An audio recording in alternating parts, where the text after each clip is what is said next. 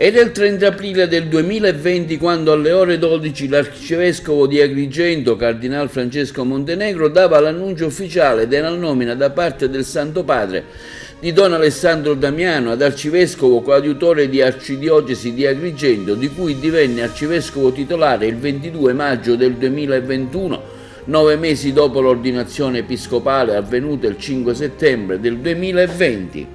Da 2 anni quindi l'arcivescovo padre Alessandro guida l'arcidiocesi di Agrigento. Oggi il messaggio del vicario generale Don Giuseppe Cumbo a nome della Chiesa agrigentina, che ha indirizzato all'arcivescovo un messaggio augurale. In sintesi afferma come a nome della comunità diocesana esprime i più sentiti auguri in occasione del 2° anniversario della sua ordinazione episcopale.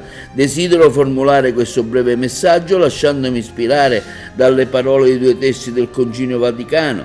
Nel ringraziare il Signore per il suo ministero episcopale, senta l'abbraccio della sua sposa, la Chiesa agrigentina. Nei confronti dell'intera comunità diocesana continui a prestare con passione il suo servizio come buon pastore che conosce le sue pecorelle, per essere da loro conosciuto come vero padre colmo di spirito di carità e di zelo di tutti.